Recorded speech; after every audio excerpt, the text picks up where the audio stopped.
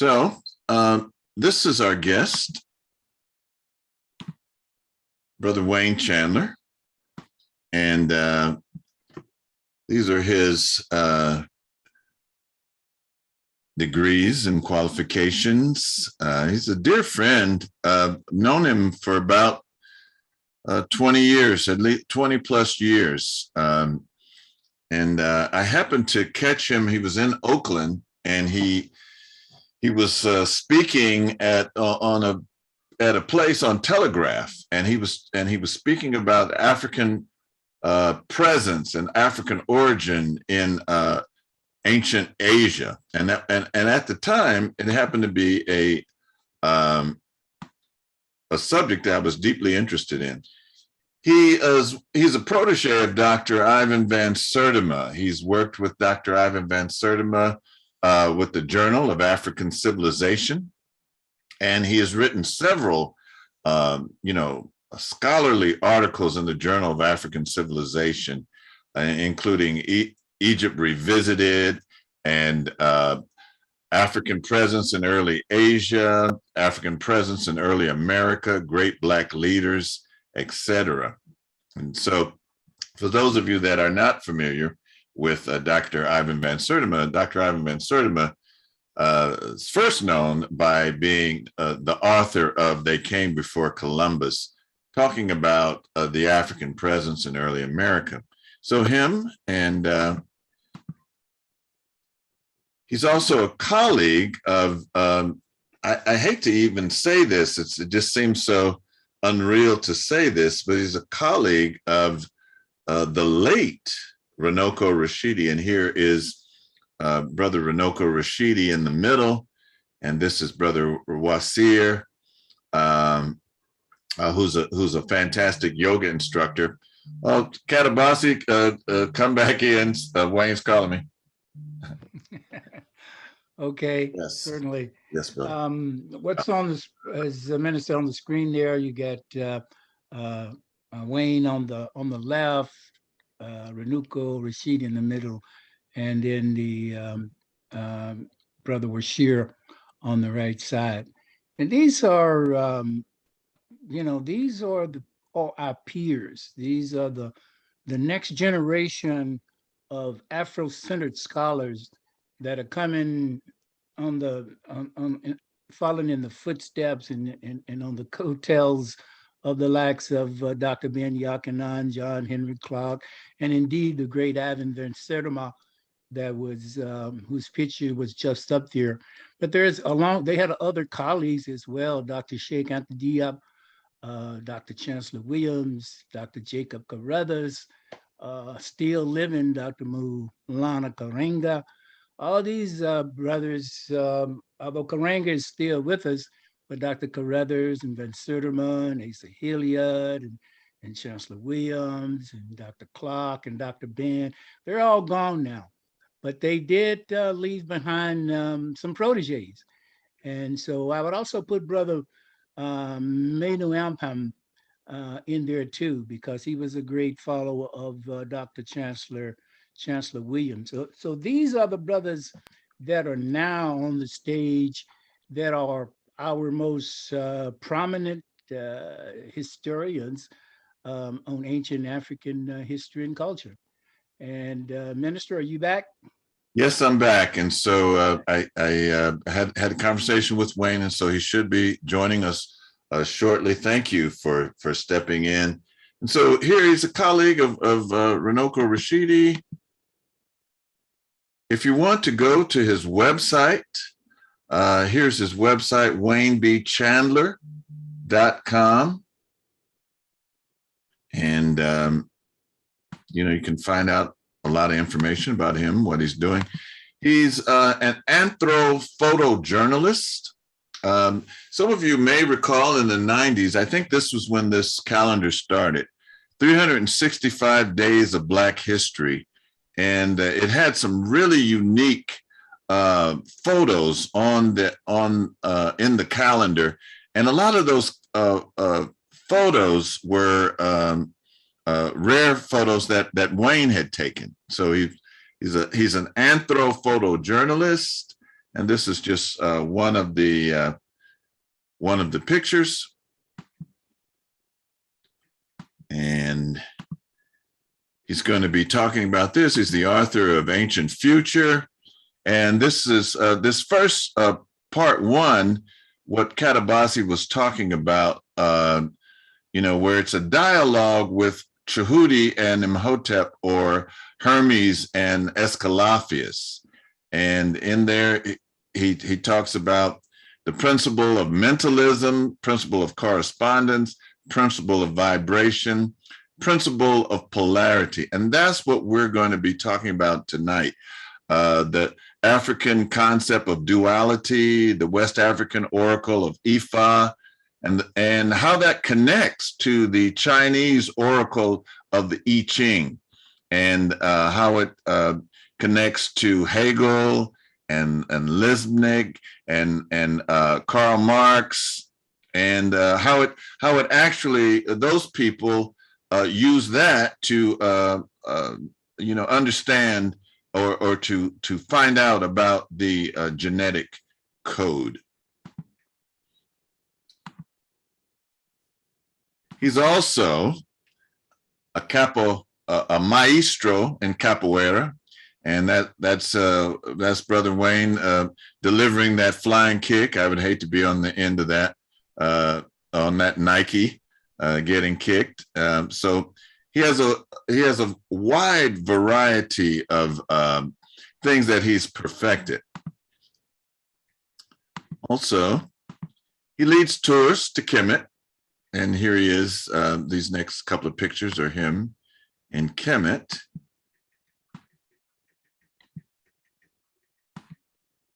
And I don't know when his next tour will be. And he also does yoga and energetic practices. He has retreats in Jamaica. And he's joined us. This picture is years ago. He's joined us a couple of times at Mount Shasta. We used to do retreats at Mount Shasta. A lot of these kids have grown up. Here's Minister Alicia in the center. And I want to say this is Nane. This might be Nane. There's Aliman and a lot of people from back in the day. That's Ziza. Is that Aziza? Okay. That's Aziza. Yeah, that's Ziza. All right. And there's Karen and Tahuti, Valeria, so here are a lot of people. This is Ra, little boy. That's Sister Asata's son, Chanilo. So that was many years ago. And he taught us something that I had never heard of before, the healing sounds. And here's Mom and Gina back in the day. Sister Akanke's joined us that day. There's Sister Bobby and others.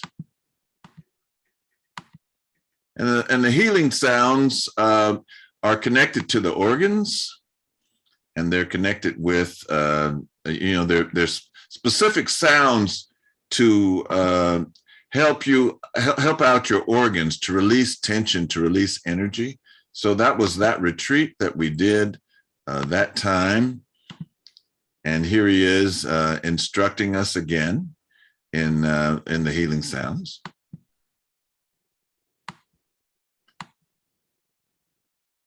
Yeah, some of you may remember some of these faces from back in the day. And here we are in front of the mountain, and we're conferring on some heavy and profound subject, I'm sure, in this picture.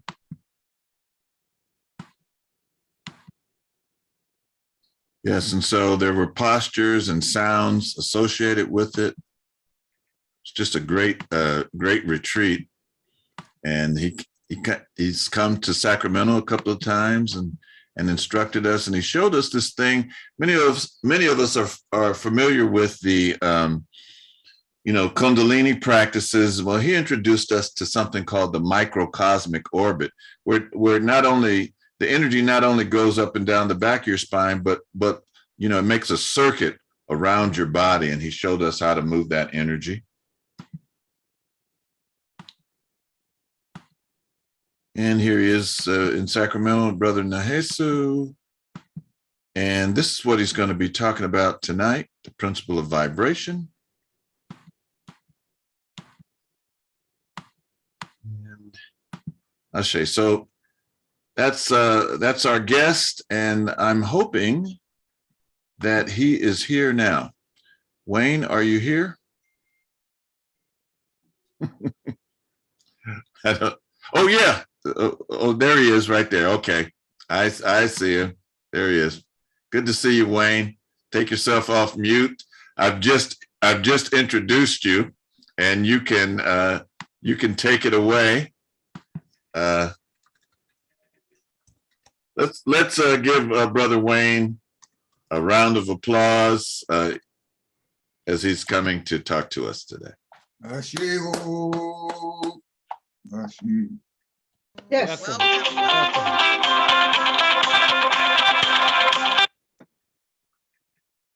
I was hoping that wasn't me. All right. I hope it's not. Yeah. Oh man, this has been quite the journey getting here tonight, I'll tell you. You know, but I'm here.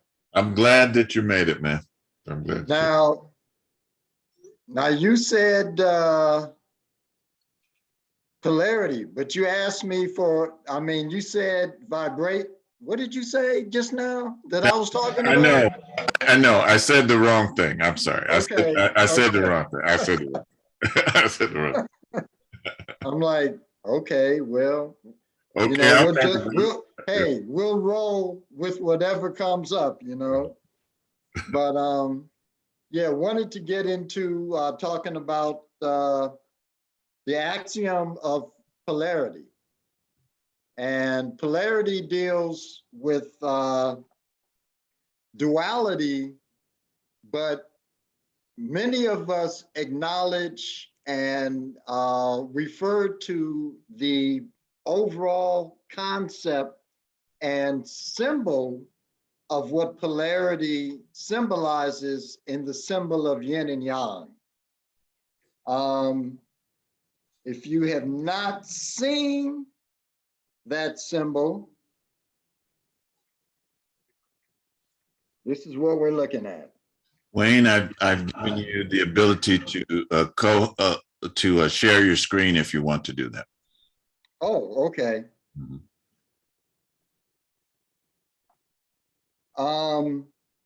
So one of the things that Imhotep and myself were talking about, he was interested in the dynamic of evolution out of Ifa into the I Ching, because Ifa predates the I Ching. But again, when you look at Ifa, the symbols up here in the top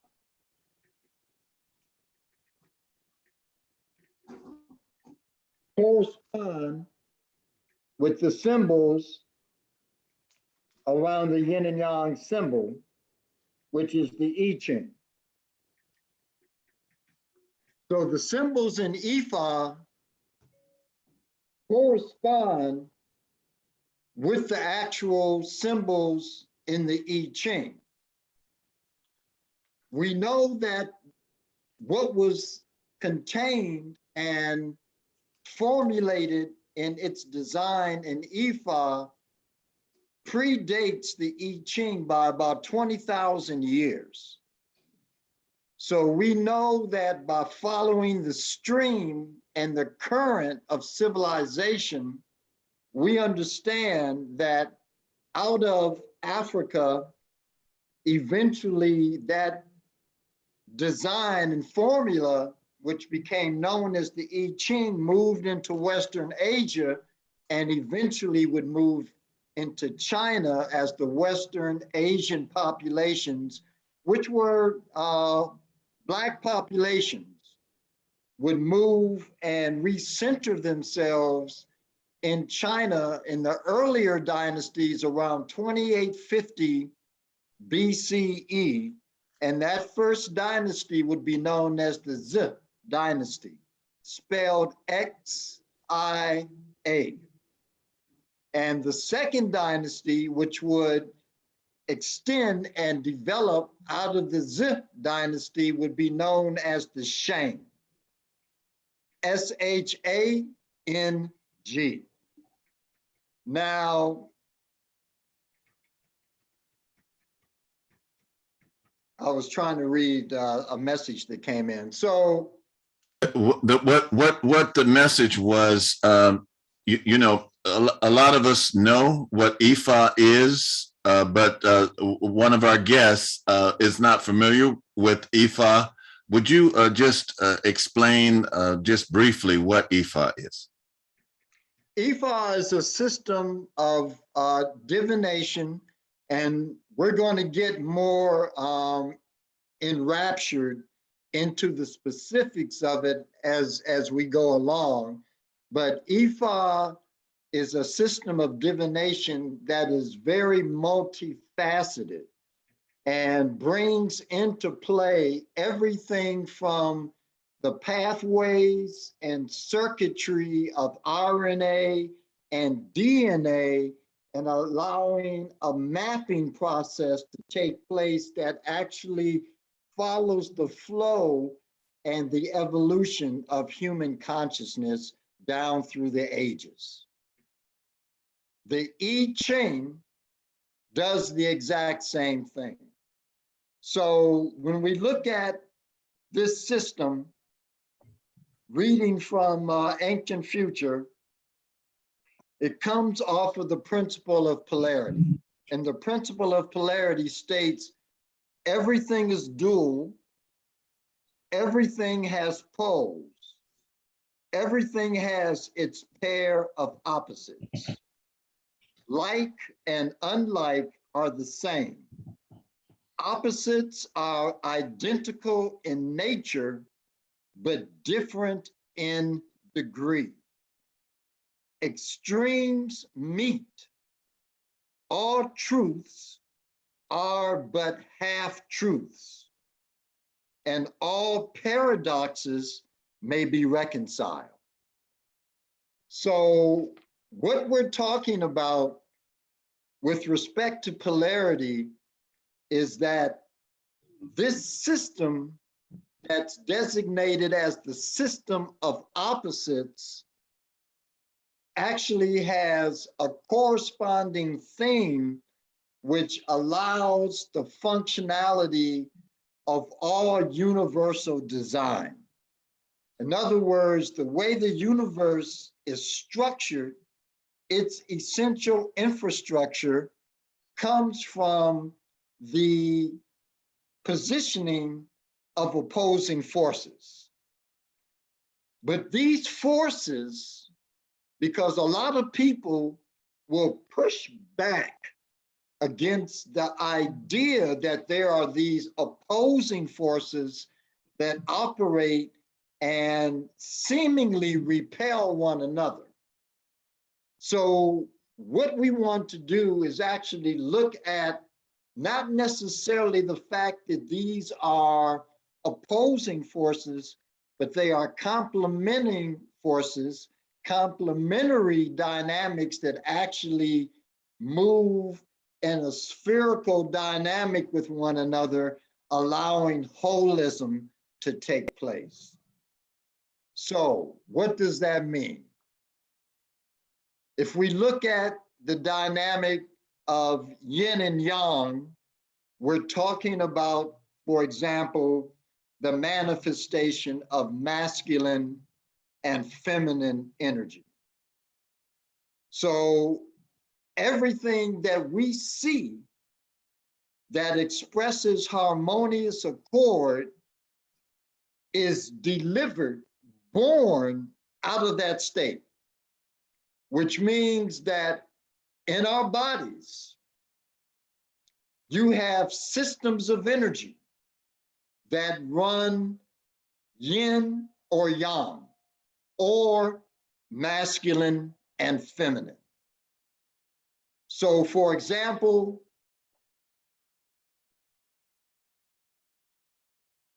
let's see, where is that? Okay. So I know I'm getting everybody to look at these things. So for example, when we look at this chart, the back channel of this chart is the masculine channel. The front channel of this chart is the feminine channel. Now, Wayne, I hate to interrupt, but we had a question. Is Ancient Future still available? Can people still purchase it? no question. And how? Because there are some people that would like to get that book. Probably the easiest way is just to go to Amazon. Okay. Yeah, just order it off of Amazon. Okay. Okay. Sorry to interrupt. Sorry to interrupt.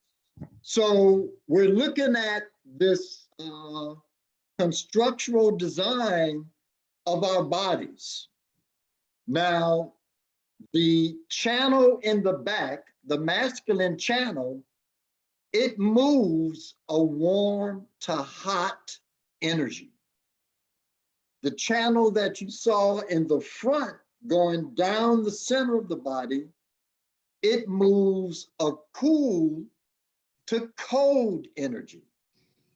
Now, throughout our systems, every organ, every gland, and every system in the body either needs that cool to cold or warm to hot energy in order for it to function.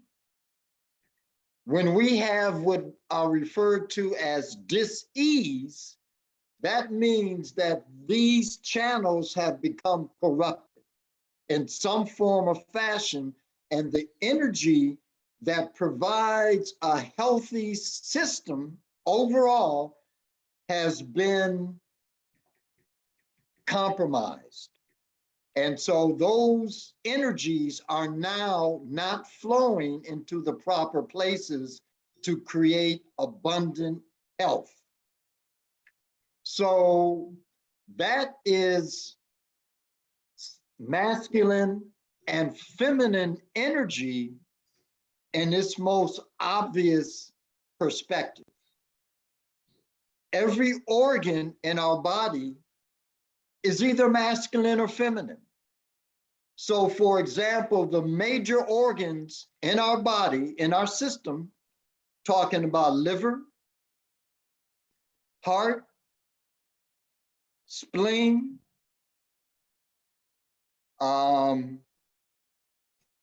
pancreas, lungs,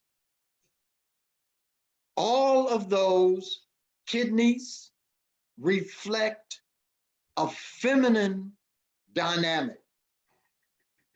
Now, what makes them feminine is the fact that those organs are magnetic. In other words, they attract and hold a specific type of energy. Whereas their counterparts, their male counterparts, for example, if you look at, liver, you look at gallbladder. Gallbladder is the masculine counterpart to that liver. If you look at the kidneys, the masculine counterpart to the kidneys are the adrenals. So those masculine counterparts have a electric energetic expression as opposed to a magnetic energetic expression. Now, this feeds into a multitude of different systems of how we operate and live every single day under the influence of duality. So our basic challenge is, how do we consciously, purposely integrate these two forces to get maximum benefit from them. So when we go back and we look at the dynamic of polarity,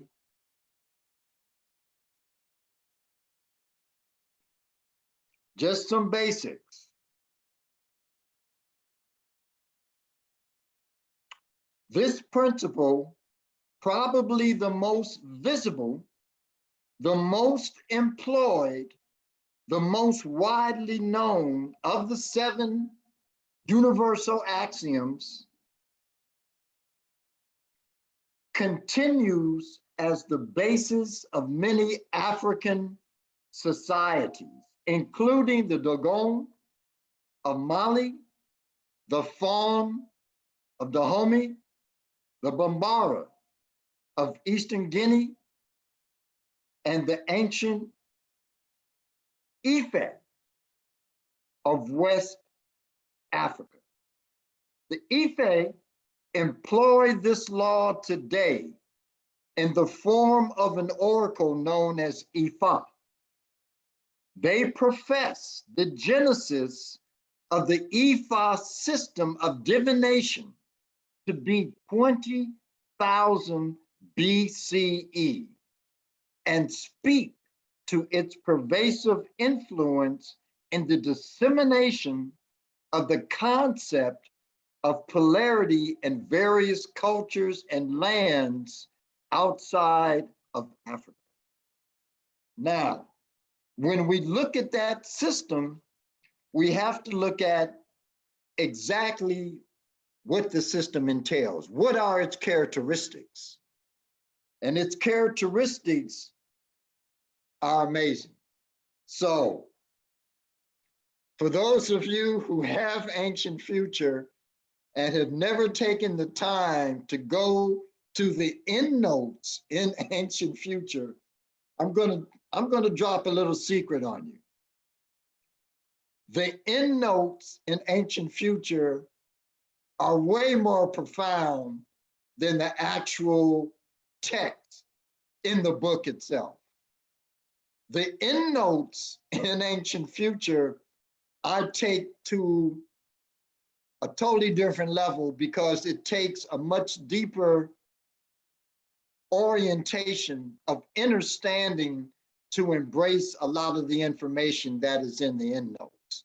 So the endnotes actually move you into a deeper place within the frame of your consciousness. So when we look at Ifa,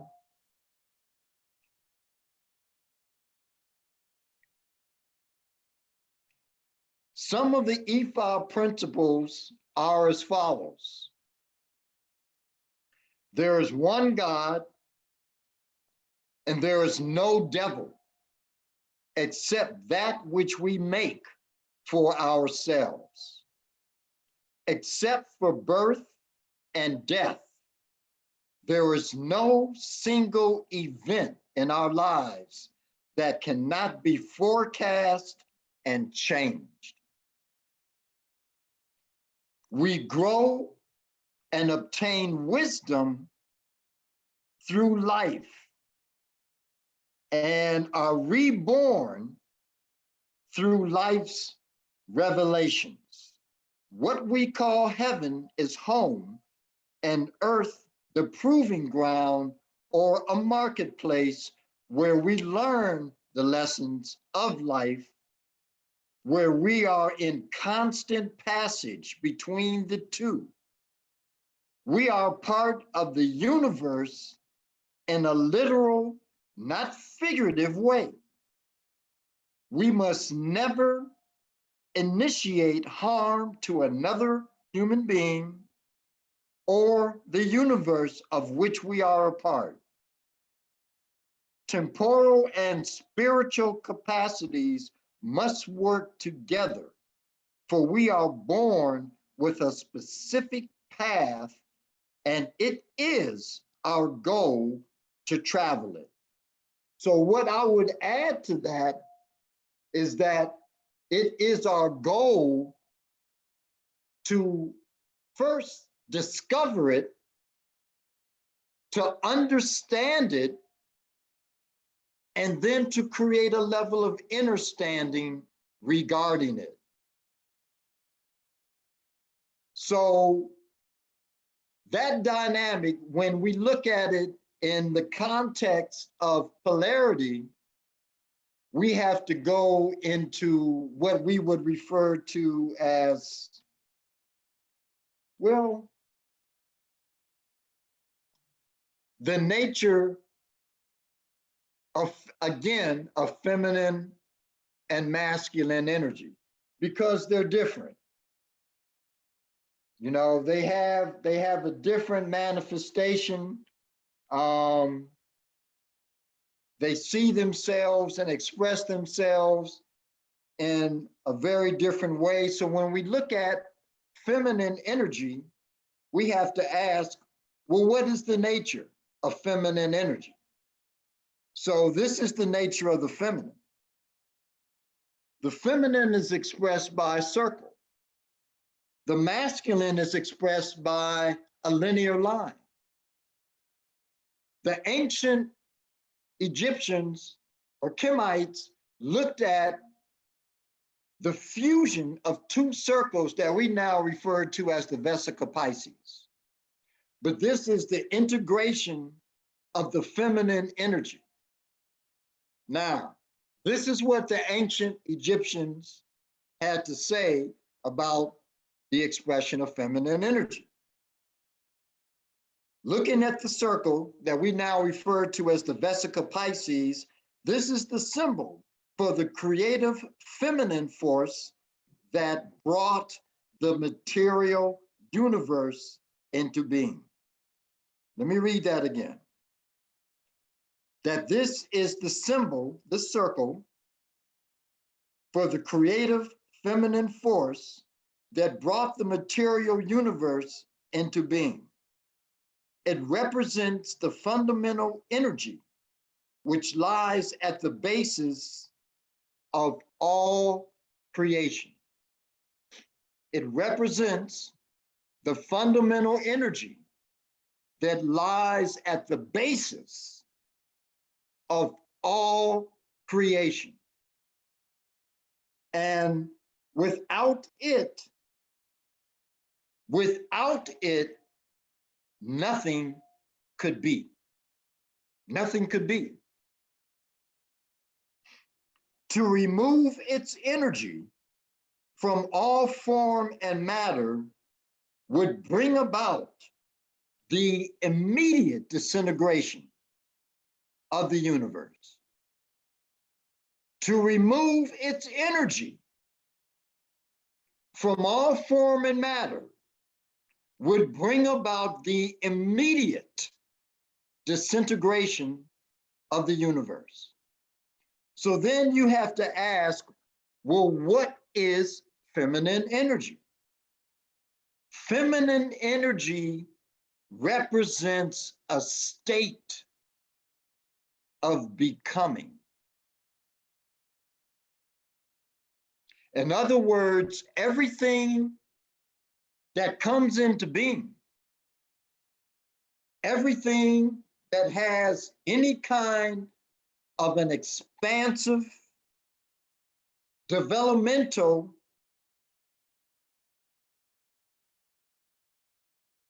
repetitious, and energy that reflects an outpouring of growth and expansion reflects feminine energy.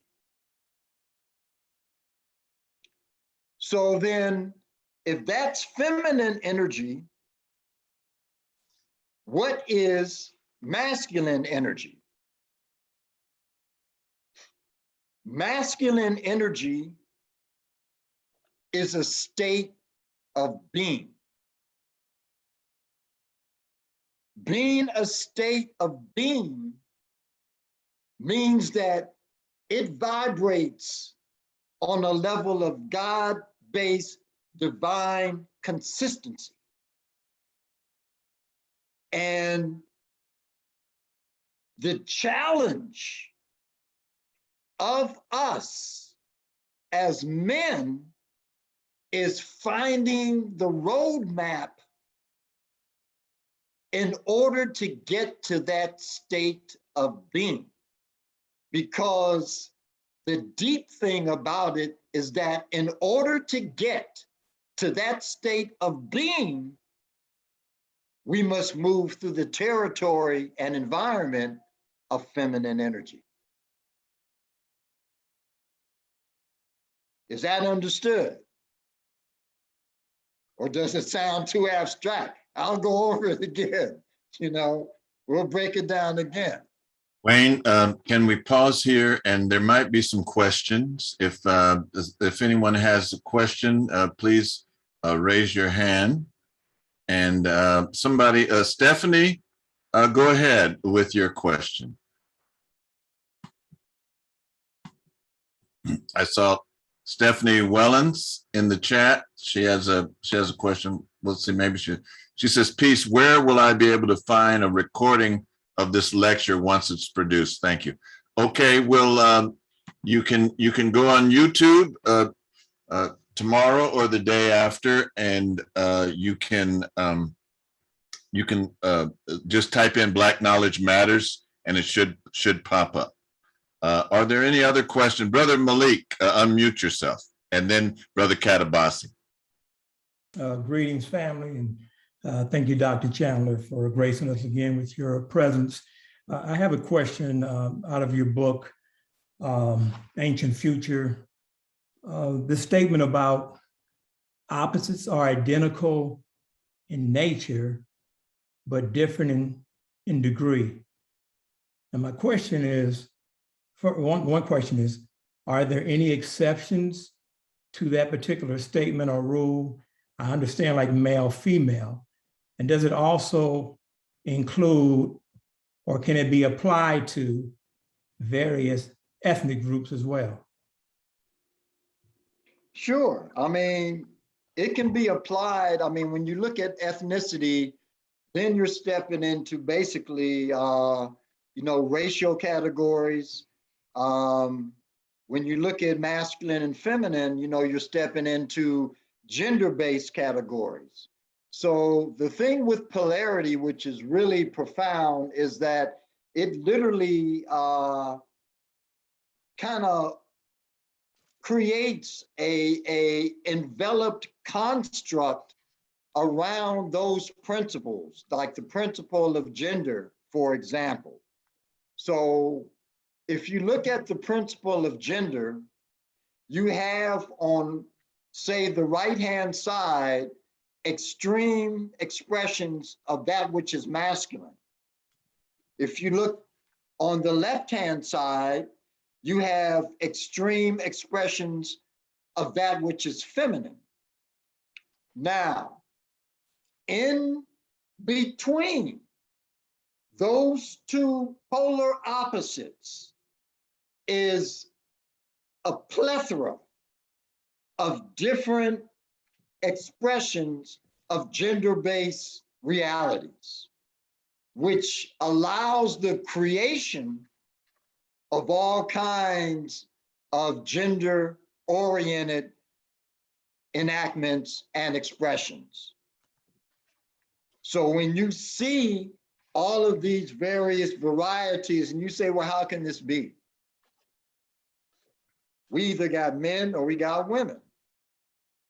But that's not the case, because gender falling within the construct of polarity allows the expression in divine absolution, allows the expression of all kinds of gender-based dynamics to take place. Can I go ahead? Can I just get you to clarify one other quick point? Does this give credence to, I know Dr. Jeffries would make an analogy between sun people versus ice. I think that's the term he used. Is that an example of polarity, which are identical in nature, but different in degree.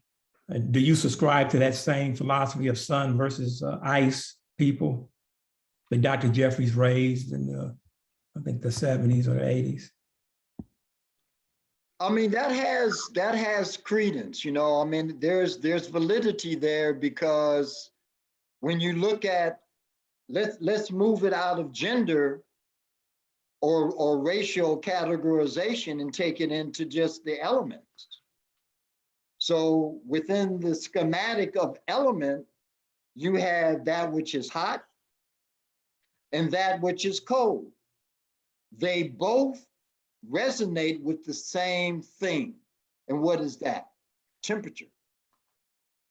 They both fall into the category of temperature.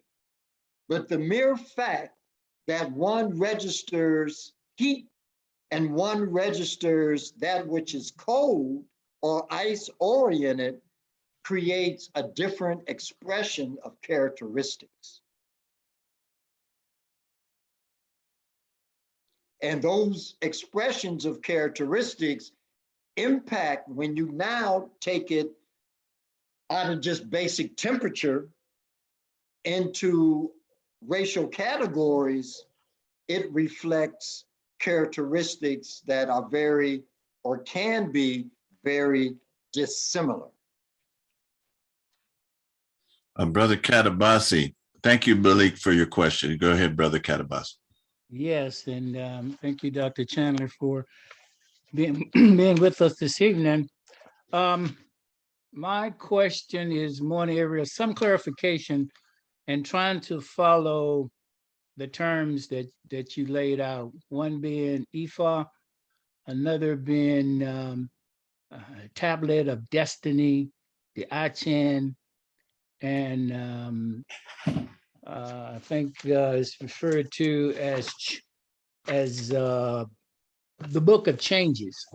So these different terms, are they pertinent to certain cultures, or all these terms emanating from the Ife system?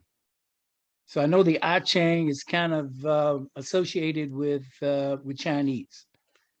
So can you kind of elaborate on these different terms? I gather that they're talking about the same systems, but where are these terms coming from?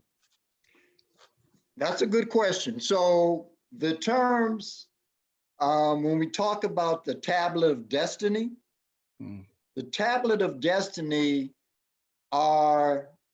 is a term that was created and moved into China in the early dynastic period of the Zi and the Shang.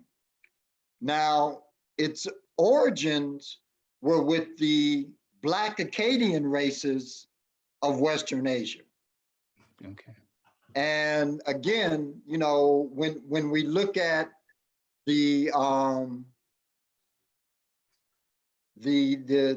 table of the dispersion of the various races that took place that came out of Ham, we find that connection of Akkad being one of those races that would be generated from Ham and would eventually have its genesis in Western Asia. So in that geographical area, with the systems that they created, the systems of divination, the Tablet of Destiny was that which was the Ifa. Okay, and the Book of Changes? And the Book of Changes, that became known as the I Ching. Okay. That became the I Ching once they took the Ifa rectangular construction and made it circular. They put it into a circular format, and in the very beginning,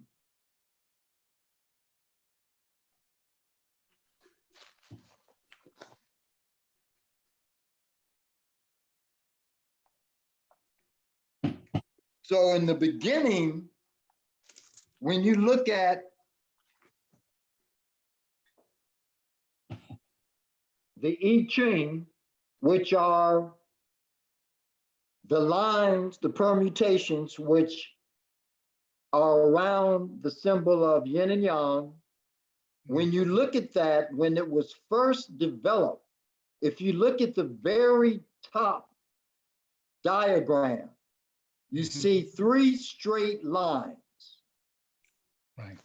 Now, when that was first created, those lines represent a masculine energy now.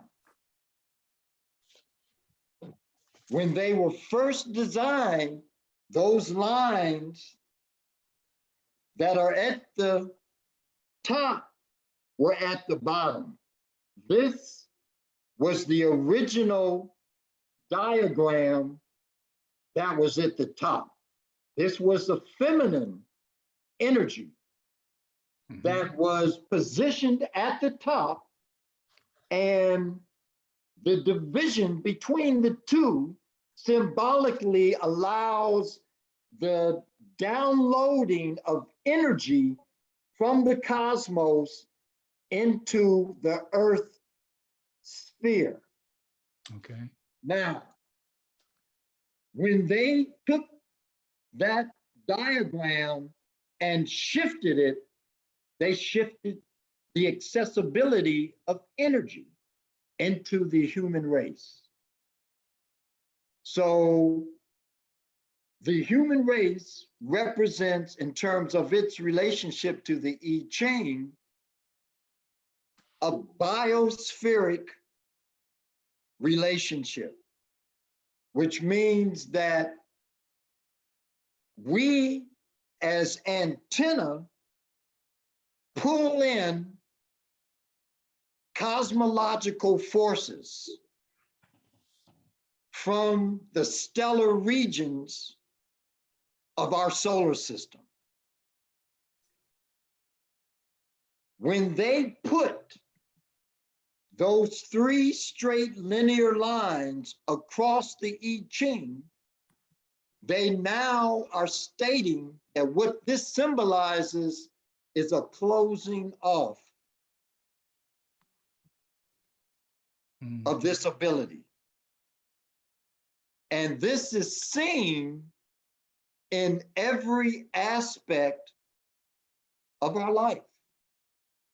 That we no longer, we have now been relegated to a total 3-dimensional existence.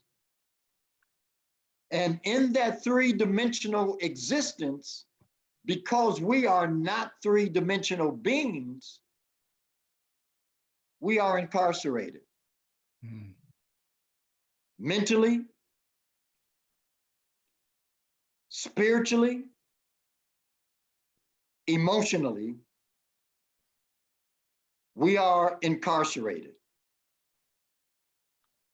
Because we now have difficulty vibrating on the level that we were genetically designed to vibrate on.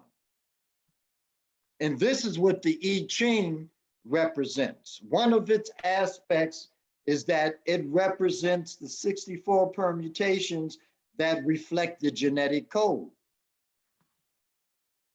And this is the same thing that you find, if I can pull this up real quick, in E5.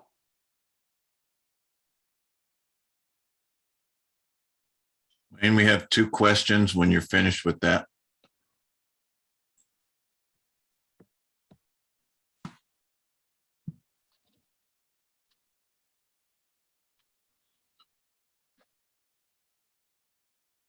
So, Yeah, Wayne, go ahead. I'm listening to the okay. question. So the first one is John.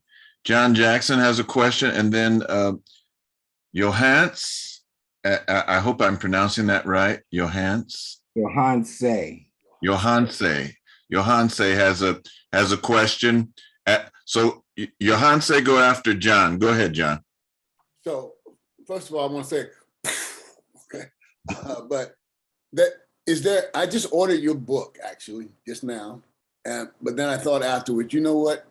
I might benefit from a prerequisite book before getting into your book, because this language is like kind of foreign to me. So can you suggest maybe a book that I could read that would better help me to understand what you've written?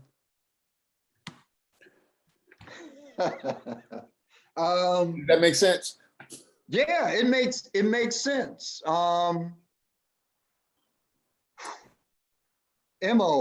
what do you think? Out there. What I recommend? Yeah.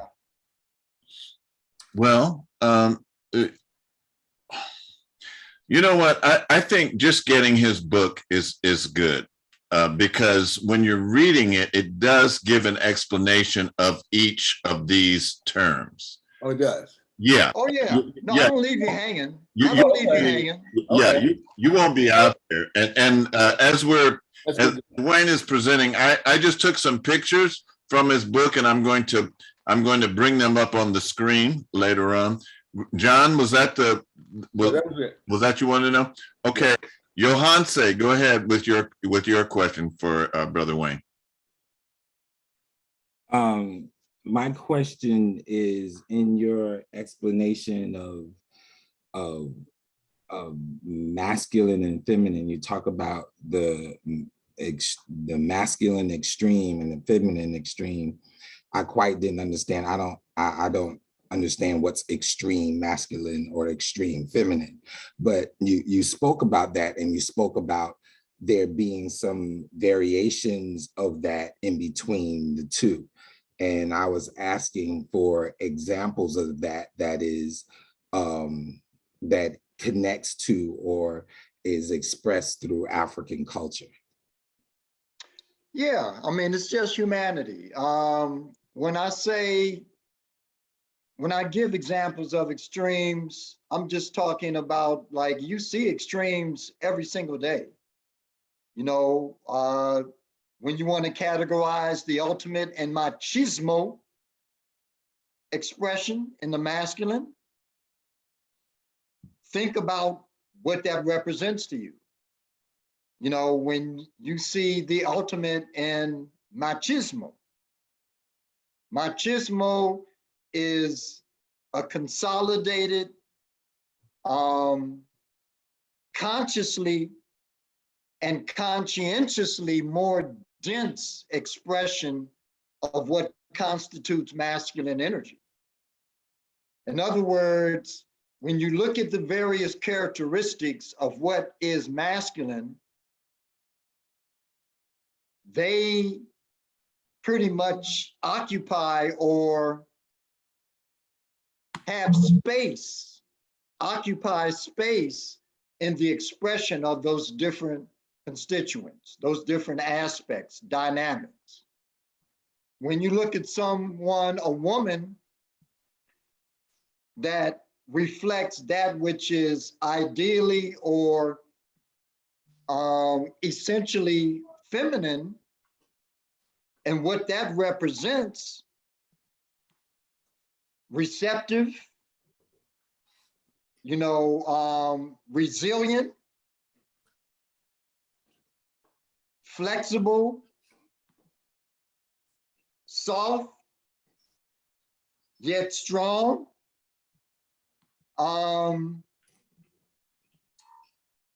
Everybody has a masculine and feminine aspect to their being. That's the divine construction of humanity. Some men have more masculine dynamics than other men.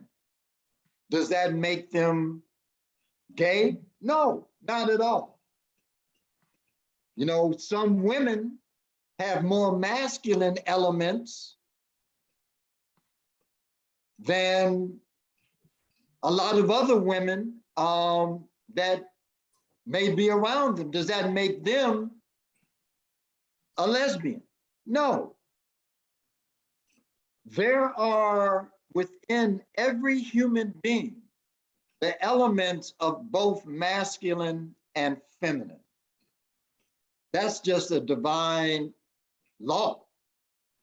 And that law, the acknowledgement of that is expressed and seen in various capacities in all human beings, because it's an aspect of human nature.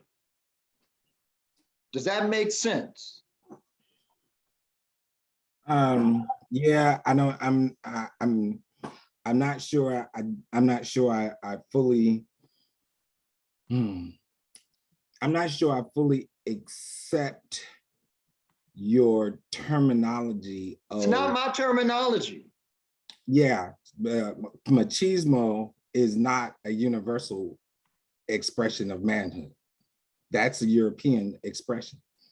Yeah, That's all I'm not- saying, not I'm stated using in other- machismo as Yeah. an intense, dense expression of masculine energy. Right. That's all why I'm I- using machismo as. Right. That's why I asked you to give me an understanding or an example of what you were saying in an African cultural expression.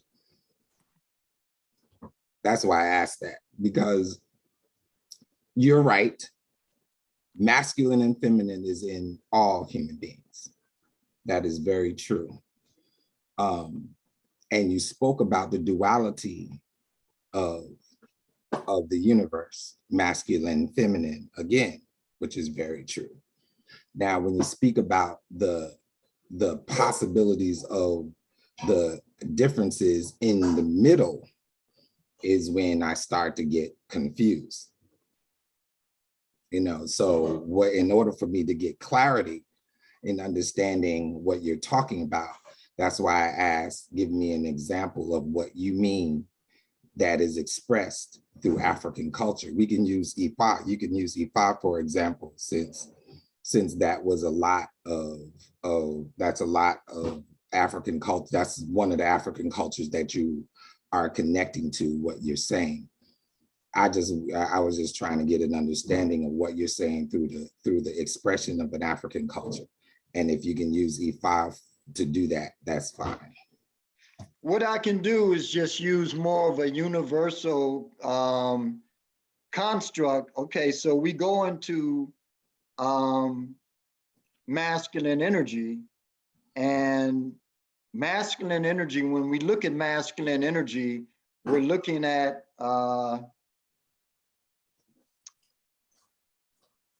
I don't really have that down here. I think I have an analogy. Well, Hope, can you just Okay. count to 5?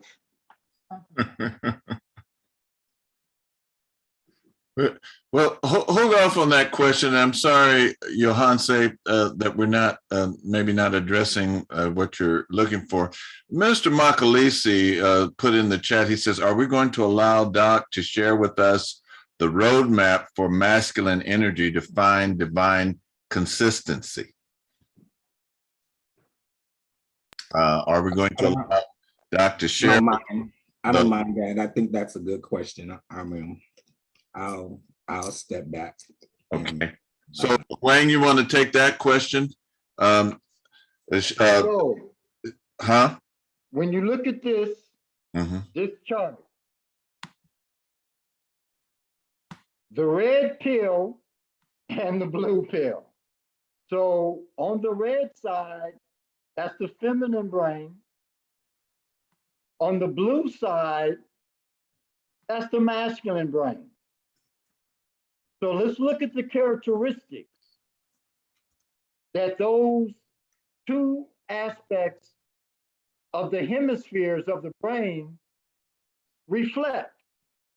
So if we go with the blue, it's time bound. It processes information bit by bit. It's linear or sequential.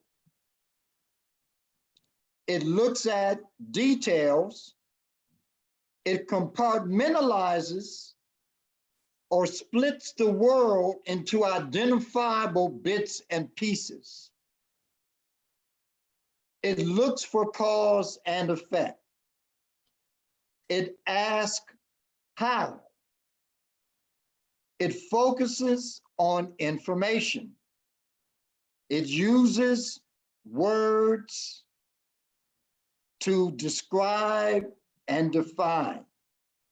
Now, it's deductive in that it draws a specific conclusion from broad premises, but all the information necessary for the conclusion is contained in the premise.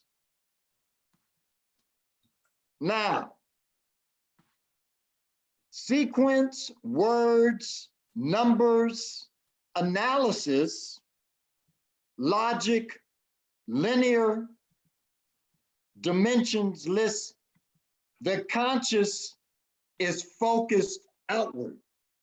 Now, what this means is that this is an expression and a construct that is designed to navigate and move through a three-dimensional environment. That's what it's made to do. So the more one expresses that, then the more masculine that individual is going to be. So when you look at that which reflects patriarchy, which is the culture of which we are affiliated and associated with, is a dominant, masculine-oriented culture and therefore way of being. Now, we go over to the feminine hemisphere, and what does it reflect? So the feminine hemisphere is timeless as opposed to time-bound. It expresses information all at once. It's simultaneous. It looks at the whole. It takes the world and creates a holistic perspective of how it operates. It looks at everything in a simultaneous expression. Now, it's inductive in that it draws a specific conclusion going beyond that which is known, seen, and physically understood, which means it's psychic, intuitive, and clairvoyant. So, the right hemisphere, the feminine mind,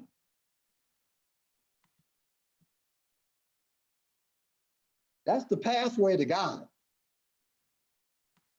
And that's the pathway to, as a man, a masculine expression, that's our pathway to a state of being. We have to go through a spiritual terrain which is encompassed, encased, and controlled by the feminine to get to the state of being that actually reflects a holistic masculine power. And this is what has been removed from us as men living in an exclusively dominant, patriarchal, male-centered reality. It has cut us off from our spiritual domain. All right, Wayne, we have two hands. So Sister Judy And I'm trying to see the other person that's raising their hand. Sister Judy and okay, John, you've already asked your question. So Sister Judy. I think I asked mine twice. I raised my hand and I put it down. I came back. Okay. So I may have paused that. do you have? Yes, I just wanted to say, when I was listening to Johanse's question and listening to Dr. Chandler, this came to my mind as a way to possibly, and I want to add, this is a question, be an analogy of sort to simplify it. Could you look at it as if the woman is the same, let's just say an analogy of hot and cold, that the woman, let's just say, is hot and the man is cold. But just like water, hot and cold, you can bring it, you could bring it to a lukewarm status and make it, where it's in the middle. But at some point, if a woman would be all the way hot, a man who's at his extreme representation, like you're stating, at his most extreme would be all the way cold. But in between, there's always, there are people, it's just the beings that are in between, warm, lukewarm, kind of hot, So I was just using that as the feminine being hot, one of the, the extreme opposites, and showing how water. You can look at that. I mean, I would reverse, the temperature examples, because women being yin run cool and men, we run hot. Okay. Women express and function off of an estrogenic, biochemical construct, where men, we function off of a, testosterone based construct, so heat, is what really allows us to properly function and thrive in our environment. But to give just a general, I'm going to read you the or state to you the essential aspects of that which is masculine, and I want you to overlay that onto the culture that creates your daily experience and how you see this culture. So, in the brain, the brain is divided into conscious, subconscious, voluntary, involuntary, passive and active, the I aspect and the me aspect. So what those mean when they come into a sense of functionality, the masculine aspect of the brain, provides a sense of separateness from the rest of the world. It defines or provides a feeling of distinctness and uniqueness. It does not instinctively flow with nature. It makes possible the question of what's in it for me. These or this is mine. It operates in the world of competition and achievement. Now, all of what I just said are the key principal expressions of Western culture. Key. We have no synchronicity with nature at all. So that's why when I talk about, well, what and how does a masculine and a feminine gender-based expression operate in the world as a whole, I like to stick to that which is a universal expression, not necessarily a geographical expression. Because when you use geography, you know, our geography and the people that occupy those spaces right now and here and now has been severely warped. Severely.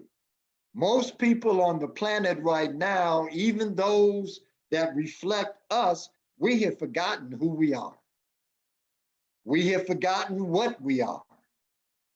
We have lost track of where we came from and how we have even got to this place. You know, so when we look at duality, our challenge, you know, holistically is how to like take the various systems or expressions of dualism and incorporate them into the one expression of who and what we are, so that we actually have balance. Because living in a culture like the one that we operate in from day to day, we do not have balance. And you can see that in the way we live, the diseases that we incur, the states of mental and emotional dysfunction that we express and live through consistently from like minute to minute, day to day, week to week, year to year. You know, there's something wrong with respect to how we operate. Wayne, And so Wayne, it comes to a fusion of these different principles of so-called duality, which, you know, really reflect a more of a principle of harmonious accord when they are fused and integrated in the one body mind. Wayne, I want to pause you there.